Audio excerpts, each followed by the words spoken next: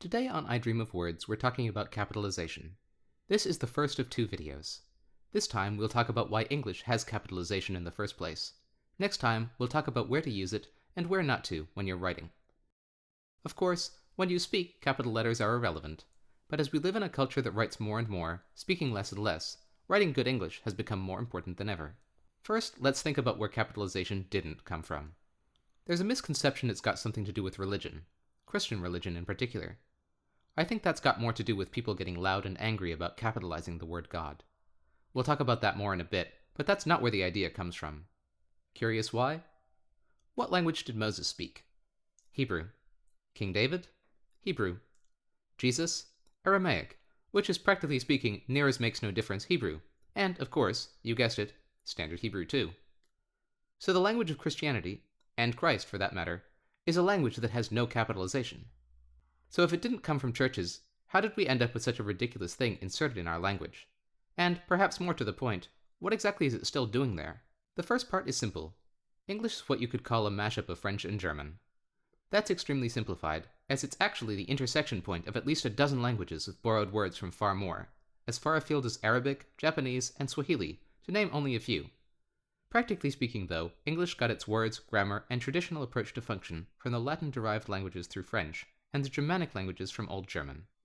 That means that realistically everything in English, if not the vocabulary, at least the structure, is quickly traceable to one of those two, often something they had in common.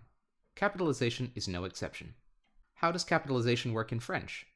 You capitalize sentence beginnings and names, but only if those names are nouns. What about in German? You capitalize sentence beginnings and all nouns, but not non-noun names, like the local words for German and French, for example. We'll get to how specifically it works in English in the second part of this discussion, but for now, it's enough to simply remember that you capitalize sentence beginnings and names, regardless of the word type or function, which is slightly different, but generally similar to French and German. To begin, though, why did they capitalize things in the beginning? Before we go on, take a second to think about the phrases ancient Greek and ancient Latin. I'm sure you must have an idea in your head of what they look like. If not, pause and do a Google image search. It might surprise you a little what you see. No capital letters. But perhaps one more significant thing. No spaces either. In later Latin examples, you'll actually see a little dot between words that wasn't there in earlier ones. I can hear what you're saying. What? No spaces? How can a language not have spaces? Realistically, spaces aren't necessary in many languages. If you see a document written in Chinese or Japanese, for example, it will simply be paragraph blocks, and even the direction, left to right, top to bottom in English, but quite variable in some other languages, is unimportant to understanding the text. How to figure out where one word ended and another began was a skill taught early with the ability to read and write. People at that time, I assure you, would have been far better at Scrabble as a result. That aside, with the expansion of reading and writing to more people over time, there had to be a better way to figure out where words, or at least sentences, began and ended. Born from this were 2 things: sentence end punctuation like periods and question marks, and capitalization. A whole set of new versions of letters had to be invented. Actually, what resulted was 2 new sets of letters, practically speaking, as there had only been one standard set, which had to be divided. But you can think of it as being one whole set with another added, even if that's not quite how it happened. This took time and varied in its procedure across the empires, but the result was a complete alphabet with 2 versions of each letter, a big one and a small one. Those didn't have the judgmental value they have today, though. Big letters weren't more important.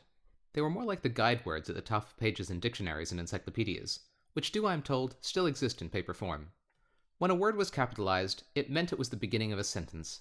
In some cases, these were also used to denote nouns, which were seen as the vital elements of discussion. What is doing the action, and what the action is being done to. Why the verb wasn't the center of the sentence is a whole other topic, and one best left for another time. So the point of capital letters was to point out where a new thought started, or where a new item entered the conversation. Because the sentences didn't have spaces between the words, and because it meant the thing would be easier to read. Remember, this was in an age before keyboard communication, so everything had to be deciphered from handwritten gibberish, so anything that could give a clue to where one thing ended and another began was a heavenly gift. Today, however, we have spaces between words. We have standardized text. We have standardized, sort of, spelling. What's the point of capitalization in modern English? In a word, tradition.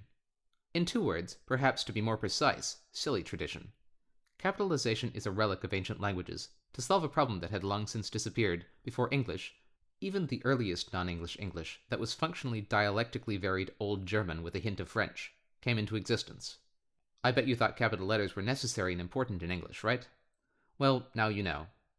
Join me here next time to talk about how these painfully useless letters are used in English, and when you can avoid having to think about them completely.